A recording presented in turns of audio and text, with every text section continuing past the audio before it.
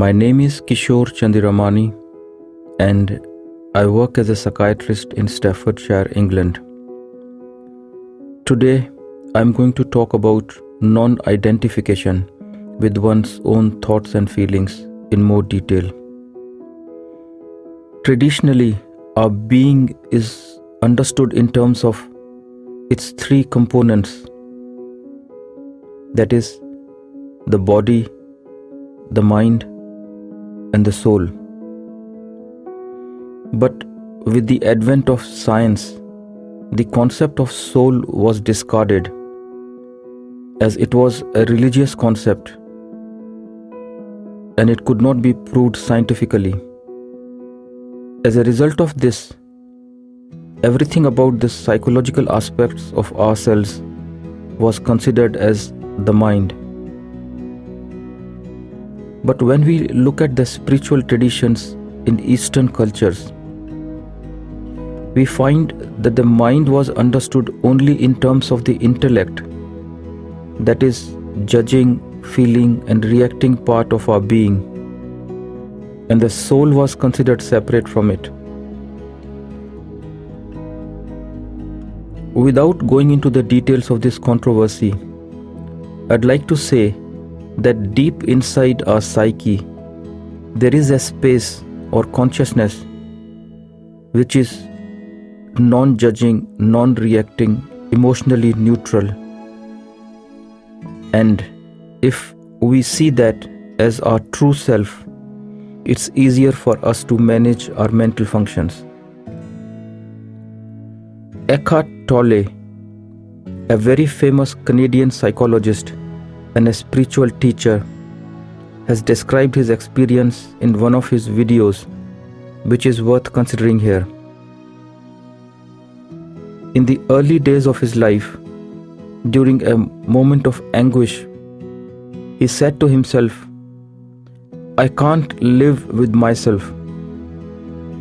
And soon after, he reflected on this statement, saying, "What am I saying here? I can't live with myself. Does that mean there are two entities inside of me?"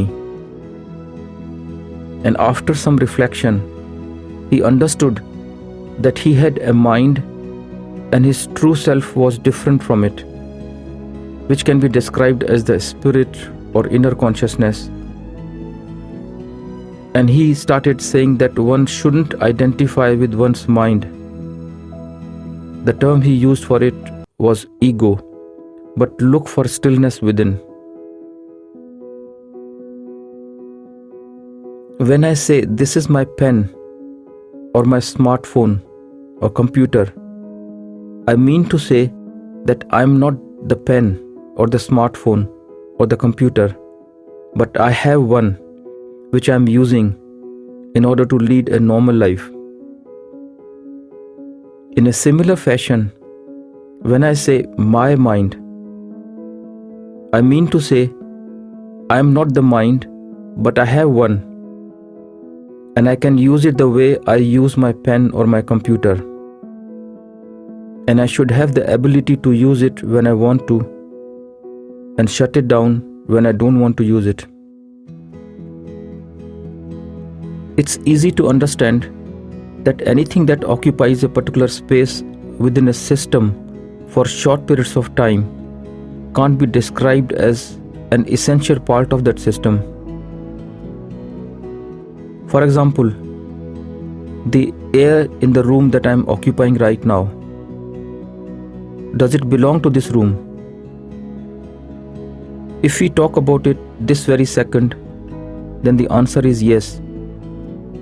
But if we come back after 10 minutes, then the answer would be no, because it's constantly coming in and going out. So you can't really say that the air is part and parcel of the room, or it belongs to the room in true sense of the word. Whereas the relatively permanent fixtures, such as the plaster on the wall, the radiator, the electrical fittings, the doors, the built-in wardrobes, can be seen as part and parcel of the room. In the same way, what stays with us for a relatively longer period of time can be seen as our true self, whereas something that is constantly shifting, changing, moving, such as our thoughts and feelings, would not be considered as part of our true being. The clothes that I am wearing right now can't be seen as part and parcel of my personality, because tomorrow I may be wearing a different set of clothes, but my face, my nose, my ears can be seen as who I am. In the same way, emotions such as anxiety, depression, anger, passion that come and go can't be seen as our true self. But some of the qualities that are deeply rooted, such as equanimity, friendly feelings towards others, compassion, and sympathetic joy, can be seen as the essential part of our personality. And it would be okay to identify with that part of the mind. But if we start identifying with the mental constructs, then it can create unhappiness, as it is constantly changing.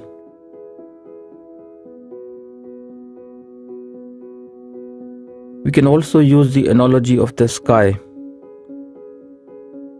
We can see clouds, snow, sunshine, dust storms, strong winds in it, but they are different from the sky. So we are the sky, and all the thoughts and emotions that we have are like the clouds, the sunshine, the winds, and the dust.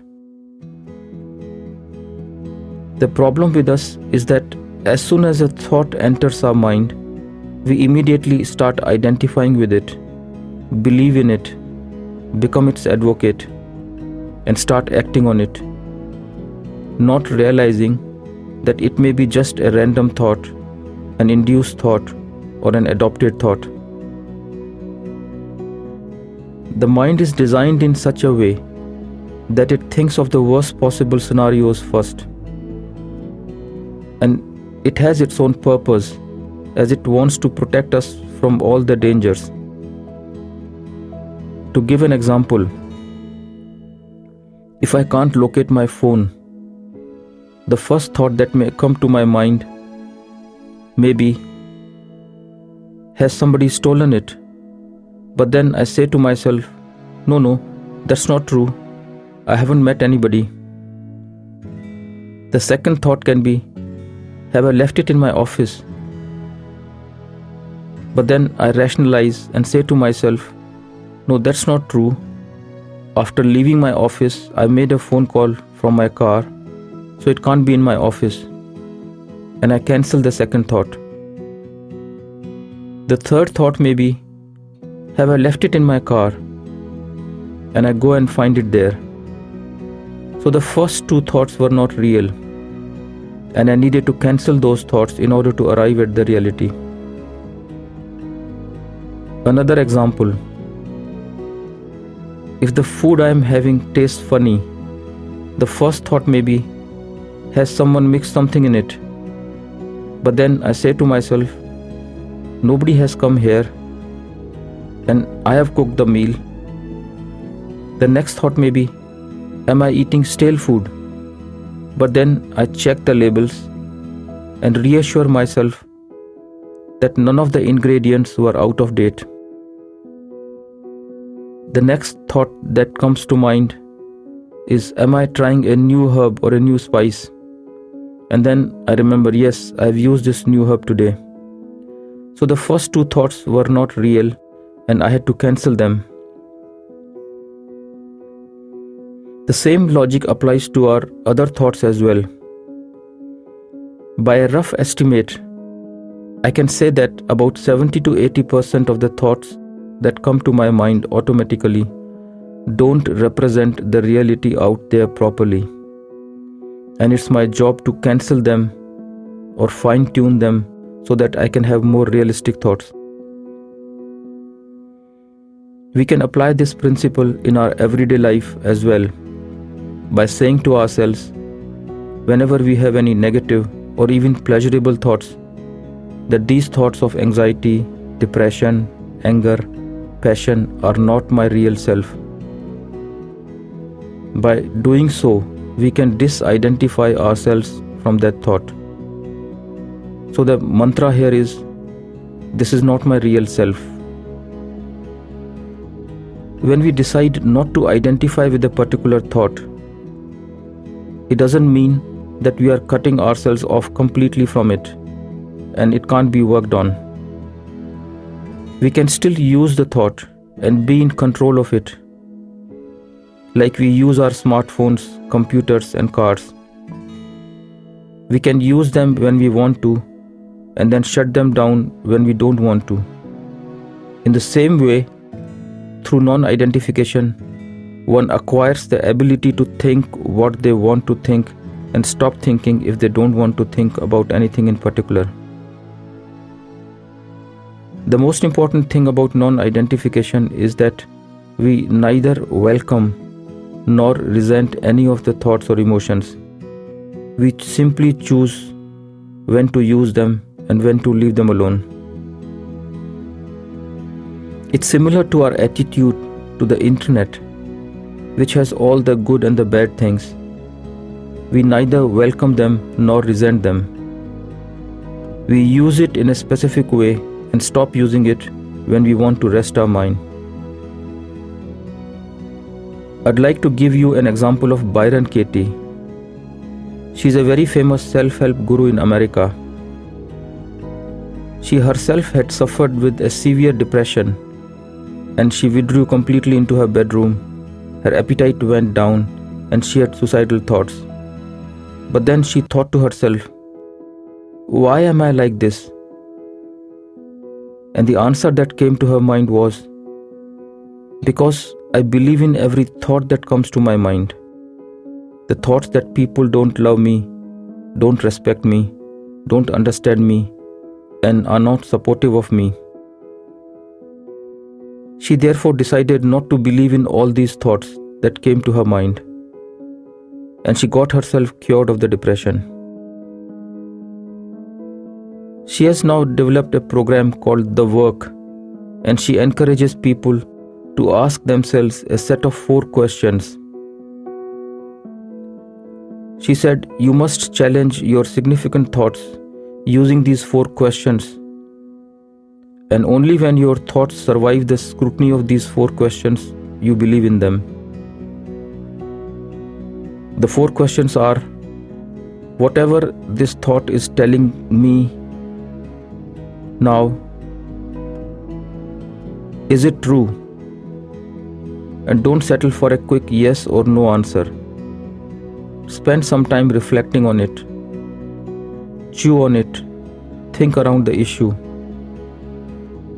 The second question is, am I 100% sure it's true? And if I'm saying yes, then in what way? And if I'm saying no, then why am I saying so?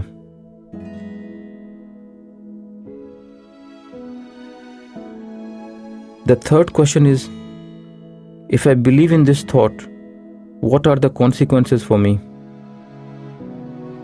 And the fourth question is, if I don't believe in this thought, who will I be and what will be the consequences for me? This method can be used as a guide to decide which thoughts we want to identify with and which thoughts we should let go. Someone asked me, if I keep saying to myself, these thoughts and emotions are not my real self, then what is my real self? The answer to that question would be that deep inside our consciousness, we have a space that has been described differently in different traditions. According to Buddhist thoughts, it's characterized by 4 things: equanimity, friendly feelings towards others, compassion, and sympathetic joy. If I find that in a given moment I am equanimous, I can safely say that this is my real self. If I have friendly feelings towards others, I can say that this is my real self. Or if I have compassion or sympathetic joy, then I can safely say that this is my real self. And one doesn't need to disbelieve in these thoughts or feelings that come to us in that state. There's another way of understanding our true self. In Hinduism, it has been described as Sat Chit Anand, which has been differently translated in English language in different texts, such as truth, consciousness and bliss, or existence, knowledge and bliss, or consciousness, knowledge and bliss. In a nutshell, deep inside ourselves, there is a special type of consciousness that is filled with knowledge about the functioning of this universe, and it is full of unending bliss, and that is our true self. Some authors have gone further and have said that when you have reached that state, the concept of self also falls off. All that remains is existence, knowledge and bliss. I hope you have found this discussion helpful. Thanks for listening.